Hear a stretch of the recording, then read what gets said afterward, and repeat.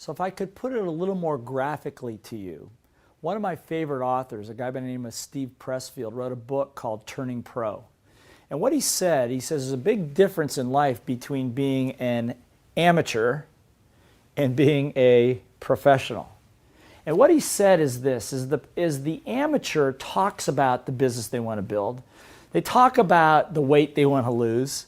They talk about the book they want to write, but they never quite get around to it. Why? That's right, we talked about it in the last chapter, is because of distractions and addictions that get in the way. Now the truth of it is we all have addictions and distractions, but the difference between the pro and the amateur is the pro comes to a point of decision and says, that's it, I'm going to get down, I'm going to get the work done. I know this could be you as a parent, could be you in your business, could be you with your health, could be you with your income, doesn't make any difference. But what I'm going to ask you to do is to think about this for a second and take a look at your life from the position of amateur or pro. Where in your life are you being an amateur? Where are you being a pro? Where in your life do you have all that resistance, all those things that are getting in the way, the text messages, the emails, the errand running, the gossiping, all of the things that get in the way, and where have you made a decision to go pro? So for example, what I'm going to ask you to do now is to take your notebook and turn to the section on overcoming procrastination section, and just below that we're going to talk about amateur and pro. So here are a couple questions I want you to answer. Number one, where are you being an amateur?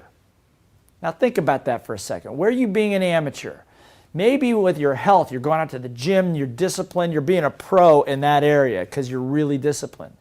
But as with your kids, maybe you're not spending the time. Maybe you talk to your friends about how to have a great relationship, but you're not really doing it yourself.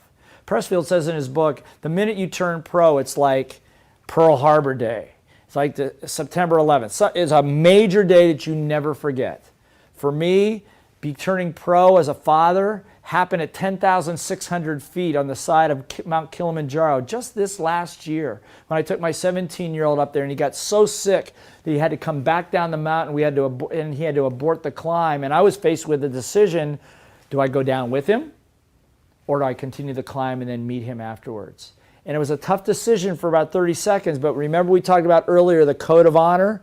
Made a decision. We start this mission together, we finish it together, never abandon a teammate in need. And even though my heart was in two places, went down the mountain with him. 17 hours he was unconscious with fluids flowing into his system. And when he woke up, I was lying there next to him. And a rooster woke us up in this little third world country at about 5 in the morning. And I remember looking over, he saw me, I saw him. He smiled. I knew I had made the right decision. That day, I turned pro as a father. Up until then, I was an amateur, talking the role, but not really committed to it. So I want you to, right now, like I said, write down, I would like take some time and fill out where are you being an amateur in your life. Number two question, who around you, who are the people around you that are amateurs or pro, and why? In all areas of your life. The reason I want you to do this is decide who are you hanging around with. Are you hanging around with a lot of wannabes? Are you hanging around with a lot of amateurs that are talking about it? Or are you hanging around with people that really have made the decision to move on with their lives and follow their calling? Who are the people around you? Make a list and why. Third question, I want you to take some time and figure out where are the distractions in your life? What are the addictions and distractions that are stopping you from getting what you want done? Look, for me, I teach all over the world, 25, 30 different countries, I told you that. But one of the problems is I teach so much that I don't build the business that I need to build sometimes. So actually teaching for me is a distraction. You know, answering my emails is an addiction. Make a list of those. And then finally, the last question, what are your dreams? What are your aspirations? What do you feel your calling is? What is it that you do? We're going to cover this in a minute. What is it that you do really well, that you love doing, that you think you would like to spend your life doing? And what are those areas that you want to have for yourself? Make a list. Remember, if it's in your head, it's just an idea. When you write it down, it's real. Make this list, come back to this list again and again, and most importantly, as you're doing this in your workbook, be honest.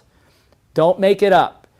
Right now is the time to be real. And your little voice goes, what's this got to do with anything? Just trust the process. Remember to tell it to shut up, stop, whatever, and stay with the process. It's time for you to be pro. You've been an amateur long enough. You've been a rookie long enough. It's time to go pro and to make that decision. And I'm going to show you how to do that in another section.